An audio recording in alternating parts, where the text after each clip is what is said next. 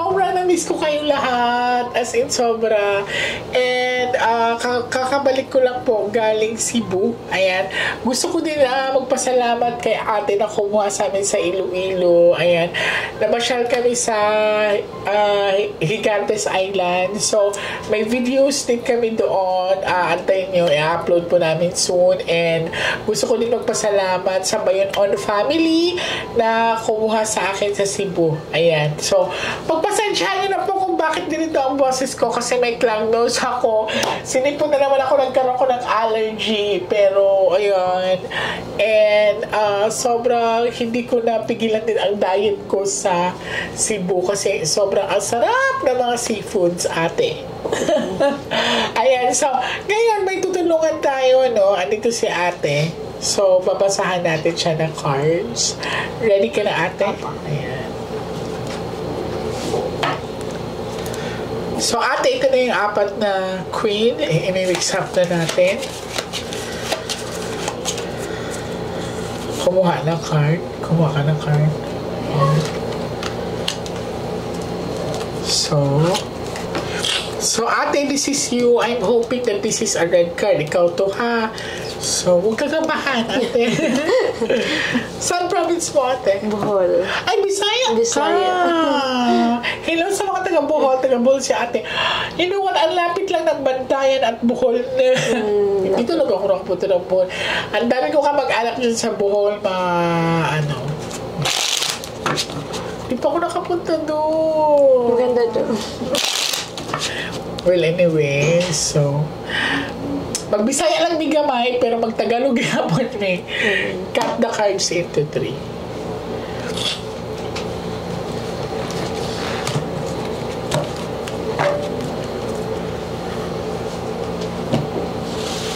Kuha ka ngayon ate ng 7 cards so total lagay mo dito.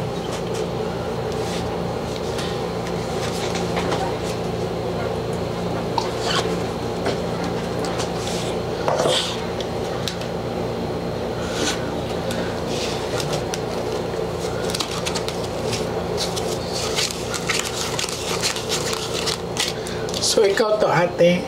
I'm hoping that this is a red card. Diba? Hindi siya red. So, sa pinakita sa akin sa baraha, worried si ate. Medyo, naguguluhan siya. May gumugulo sa isipan niya. Hirap din siya makatulog paggabi. So, may gumugulo sa isipan mo. Kailan pa ito nag-start na parang medyo nahihirapan ka sa pagtulog? Medyo matagal na. Year na rin. Hindi ka nagpa-check up? Hindi naman din. Okay. So, ayan, may sleepless night si ate. So regarding ito sa mama mo, ayun o. Kailan namatay mama mo? 2012. Hindi. 2012 po. Naniniwala ka sa sundo, ate? Opo, Kasi this is flower. So there's something in your mom na nagbibigay siya ng mensahe sa panaginip mo. Opo. Lagi ko siyang napapanaginipan. Lagi mo siya napapanaginipan. Kailan nag-start to yung ganito na parang nagbibigay siya ng mensahe at parang sinasama ka niya? Mga taon na rin po. Pero hindi siya kung minsan nandiyan nakikita ako tapos halimbawa parang kung minsan sabihin niya huwag ka sumama sa akin, ganun. Kung minsan pinapabalik ako, ganun. Okay. Nakakagulat kasi ito yung tinatawag na sundo. Ang mga sundo ay totoo. Usually, dumadaan sila sa panaginip natin. Usually, ang sumusundo sa atin is yung mga kapamilya natin or kamag-anakan natin. Sa case ni ate, nagkakaroon siya ng panaginip sa nanay niya na namatay na noong 2012 po. 2012 na wherein minsan pinapasama siya or minsan hindi.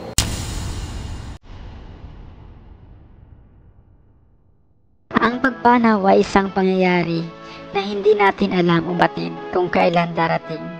Maaaring bukas o makalawa. At ayon sa mga nakatatanda, ang sinumang malapit ng pumanaw ay dumarating sa tagpong nakakakita ng mga liwanag at mga kakaibang pangitain.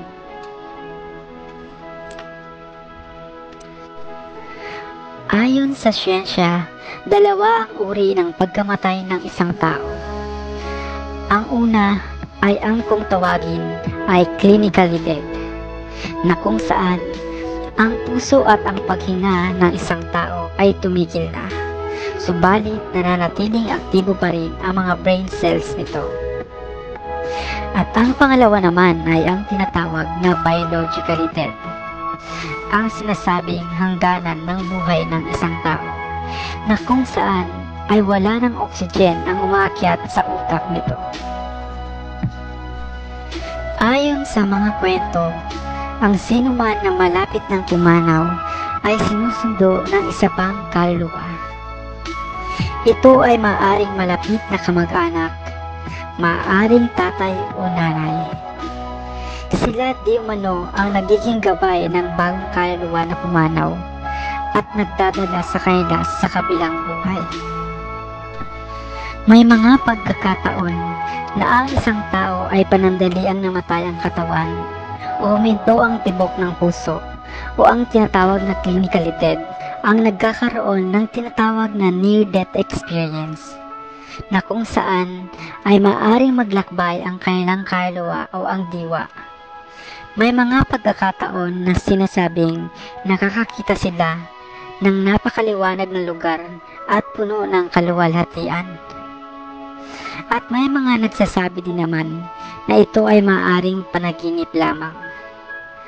Ang mga kaluluwang sumusundo ay madalas na nagpapakita sa malapit ng pumanaw at sinasabing nagbibigay ng positibong enerhiya at paghihikayat. Ang ilang pananaliksik naman ay nagsasabi na maaaring hindi sila ang iyong malapit na kamag-anak dahil may mga ligaw na kaluluwa ang maaari ding mag-iba ng anyo.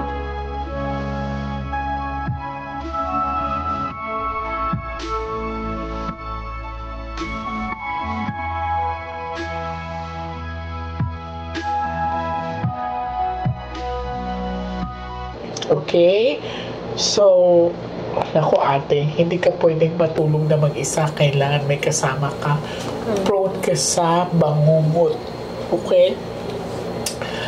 Noong mga nangyari to ate, hindi ka ba nagpamisa? Kasi usually pag ang mga kaluluwa nagpapanaginip, nagpapaano yun nanghihingi ng dasal Nagpapamisa din po. Okay. Asan partner mo ate? Hindi ka ba nahiwalay? Hiwalay po. Okay. So, hindi naman tayo magkakilala. Pinakita sa akin dito na dumaan ka sa broken line relationship. So, kailan pa kayo hiwalay? 2016. Matagal na rin.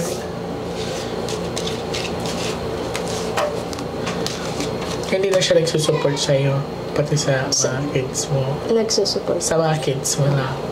Very good.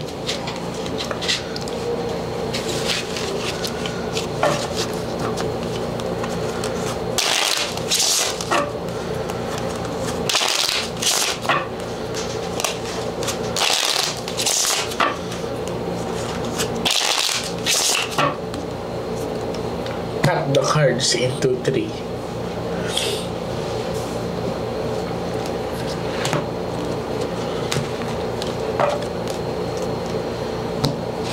Kuha ka ate ng 9 cards, so total lagay mo dito. Huwag ka magwadali.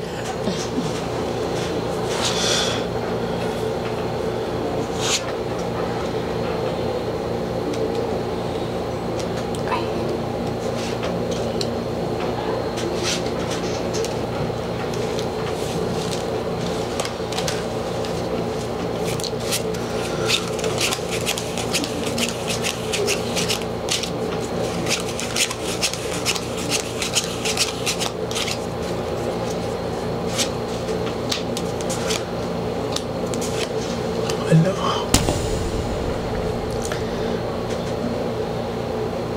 Parang may gustong iiwan sa'yo ang mama mo ate. Okay. Hindi ba siya manambalan sa una? Or wala ba may kamag-anak ka manambalan? Hindi naman po. Sigurado ka, te? Ikaw kabalo? Oo. Baka nga yung pera na ano, yung gustong ikaso. Kailan ko siya gusto niya ibigay ang mensahe sa'yo. Ayun, oh. Pera.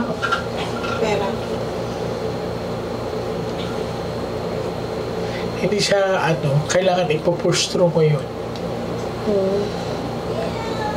Kanino property yun, ate? Kanino pera yun? Yung parang ipon-ipon, parang... Hindi. Parang lang yun, yung parang paluwagan. O, nasaan na? Tapos, parang mula nung nawala siya na hindi na Hindi nakuha. Okay. Kasi pera, puro itim.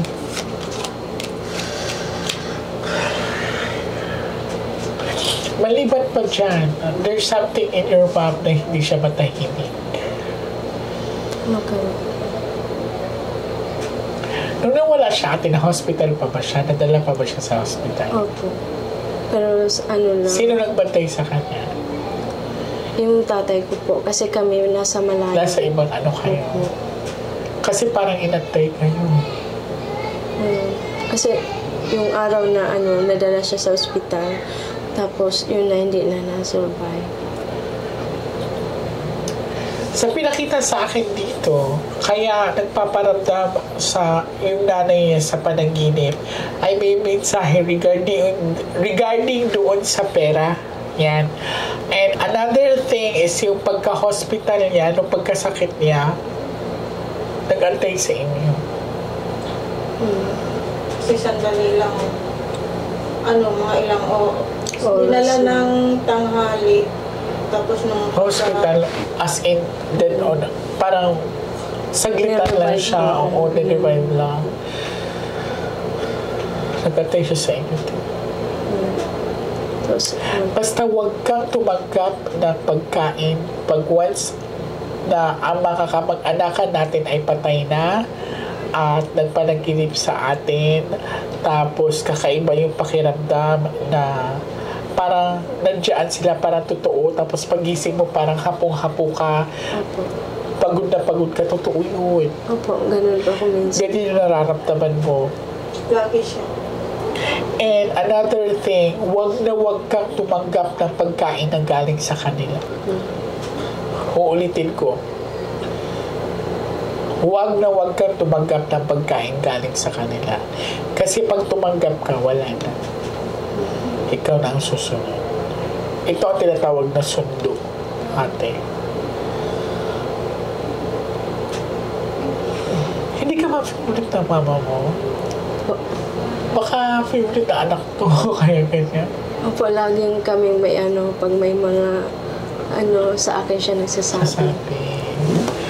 Kaya may siguro ganyan. Mas malapit siya sa'yo compared sa iba mong magkakapatid. Pag may problema sa akin talaga. Sa akin din na naginip ako, buhay siya. Lagi siyang buhay. Pag naginip ako sa kanila. Padasal lang yan, ti. Tapos minsan, ang mga kaluluwa kasi, pag nagpakita sila, hindi yan buo.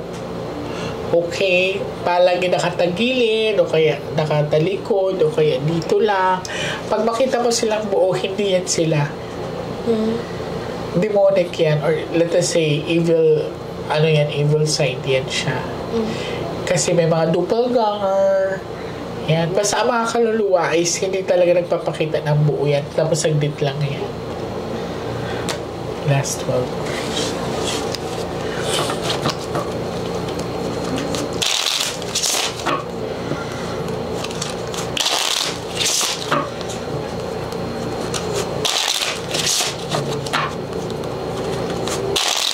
Kaya ka pumunta sa akin dahil sa mga panaginip mo sunod-sunod regarding sa mama mo.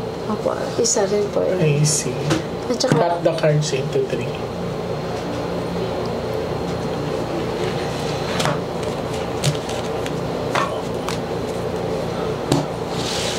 Kuha ka ng last 12 cards of total na kayo dito.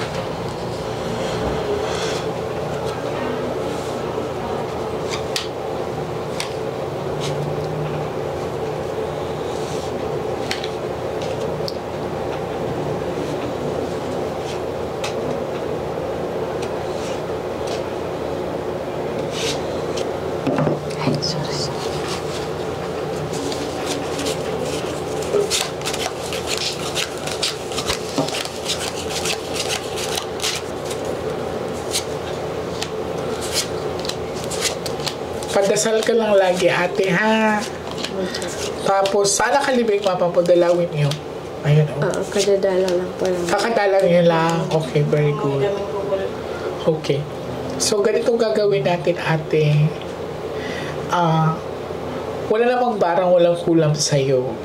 Wala ding sanib sa'yo. Kaya lang, mas malapit ang mama mo sa'yo. Kaya, madalas nagkakaroon siya ng way na magpapadala sa'yo ng mensahe. Especially pag may mga hindi magaganda nangyayari sa paligid. Pag nagkaroon ka ng panaginip tapos siya, nangyayari talaga. Tama? Okay. So, kailan yung huli panaginip mo na ganito? Last two nights. Nung bago lang. Yung last niya. Na sumakay ako ng bus, tapos marami kami, tapos yung marami ding, yung mga kasama ko sa bus, may mga sundo rin sila. Tapos ako nakita ko yung nanay ko, tapos nagtago ako doon sa likod ng kasama ko daw. Pero nung nakita niya ako, tapos nung lumapit na siya, nag-iiba-iba yung mukha niya. I see. Parang nagdadalawang isip ako kasi pag nag-iiba-iba ang mukha niya, maaaring hindi rin yan siya, Okay, maaaring ginagamit din yung mama mo. Maaaring kasing incubus yan. So talaga sa ngayon, kailangan bago ka matulog, mag-grocery ka muna or mag-offer ka ng dasal. Kasi prone ka sa bangungot. Nakakamatay ang bangungot, ate. Okay. Pagka ganyan na makikita mo talaga ang mama mo na hindi nagpabago-bago ang itsura, siya talaga yan. Tapos laging half lang. Okay? So, huwag ka matakot. Alright? So, i-cleanse kita after this. Sa mga nakaka-experience, kagaya ng nararanasan ni ate, huwag tayong matakot. Ang mga mahal natin sa buhay kasi, meron silang option na makikipag-communicate sa atin via dreams. Yan. So, pag may mensahe sila na gusto nilang iparating, minsan sa panaginip natin, nangyayari yun. Kinakausap nila tayo sa panaginip. The best thing that we can do kung mangyari yan sa atin, na may mga mahal tayo sa buhay na nagpapanaginip sa atin, mag-offer tayo ng prayer or magpadasal tayo. So, wag natin sila katakutan. Mas matakot po tayo pag ang panaginip kasi natin, ang dami kasing ibig sabihin ng panaginip, ate. Pero based sa'yo, kailangan talaga may katabi ka. Kasi prone ka sa tinatawag na bangungot. Okay, huwag mong katakutan. So, bukas, kakadalaw mo lang sa mama mo. At saka, pag nanaginip ako na masama, pag hindi ko naikwento, nangyayari siya. Pero hindi naman yung insaktong nangyayari sa akin. Pero alam mo nangyayari. So, yan ang tinatawag na precognition dreams sa ate. Okay? So, precognition dreams ang tawag dyan. Ate, huwag ka matakot, basta dasal lang. Okay? So, maraming salamat sa iyo, ate, sa pagtitiwala mo sa akin. And God bless you. Okay? Thank you. Thank you po.